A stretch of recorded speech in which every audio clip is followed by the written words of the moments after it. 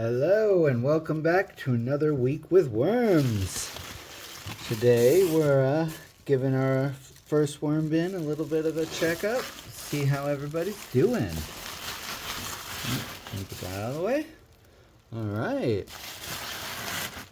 We had a couple of warm days more recently, so you see a bunch of the seeds have sprouted, which is always fun to see.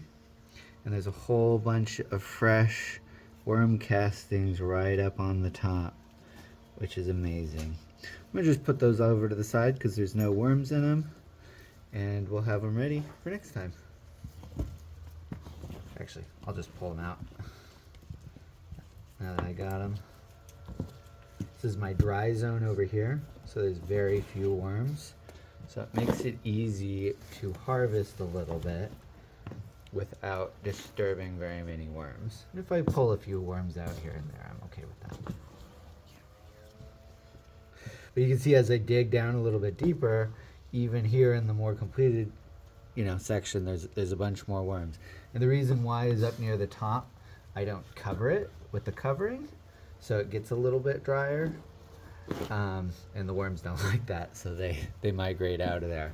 And further down, the moisture keeps in there, so the worms will hang out where it's nice and moist. What I'm doing right now is I'm checking on the worms, see if anything's going on. Is the secondary thing I'm doing here. The primary thing, the reason why I come and I fluff all this up, is just to allow oxygen to come down into the system so it grows the right kind of bacteria and I don't get any stinky bacteria. The bacteria is actually what the worms eat. They'll chomp through the other stuff to get at the bacteria, but that's really what their body processes and crunches up. All right, here in the middle, this is almost completely done. What I'll go through here is as I kind of go through them, I will look for larger chunks and throw them off to the left here, so they can have a little bit more time to be processed. But most of the rest stuff, that's good. I will continue to move it over to the right so I have more room for fresh feedings here. I think there's a couple of seeds in here. I might just take them out of the system entirely. Yeah, I got like a plum pit.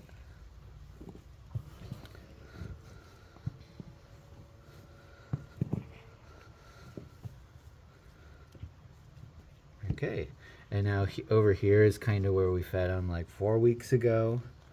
And so there's a lot of worms, still some seeds and some of the harder stuff to break down. Here's a stem, but all the easier stuff is mostly gone. And you really just see some skins, some seeds, and a whole lot of worms.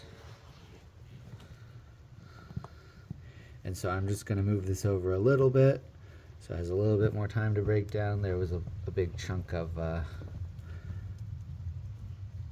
newspaper that I broke up. So same deal, still adding oxygen to the system.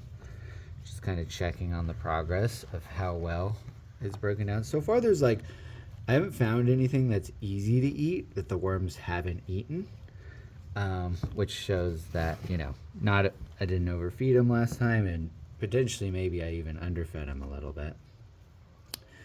But yeah, you can see where the most of the fresh food is also where most of the worms are. So this handful right here, it's almost entirely worms.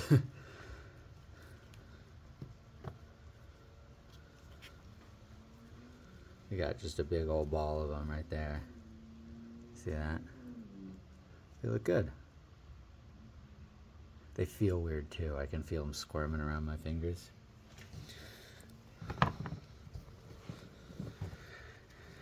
And yeah, it smells like kind of a fresh forest floor.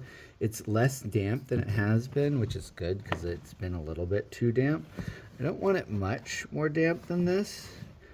I will be, but I don't want it to get any wetter either, really. So this is, I'm pretty much perfect. So I'm going to add a good amount of cardboard along with the feeding today because I am feeding them watermelon rinds, and that has, as the name might suggest, a lot of water in it.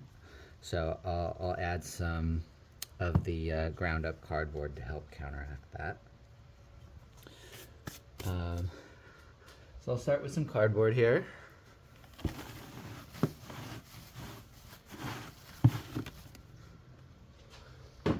And then, as always, I like to add my coffee grounds for the week. It's just a good, really good way to use up this high nitrogen source.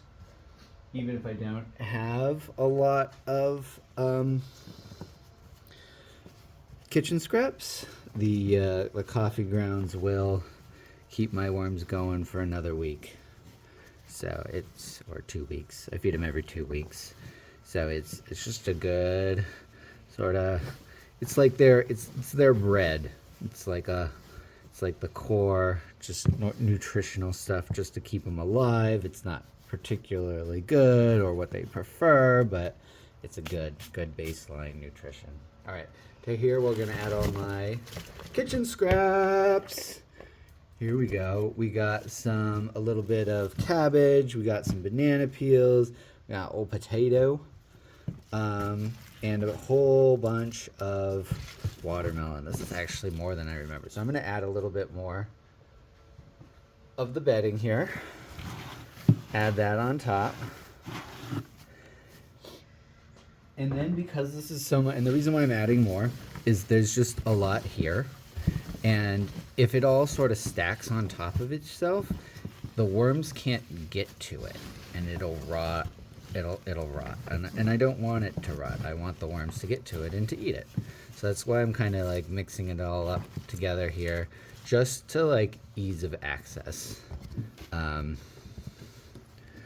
So, and then what I'll also do is I'll also take it and I'll cover it up a little bit, just so that they've got some of the bacteria that the worms like to eat that's been growing great in this system. Add it back in there.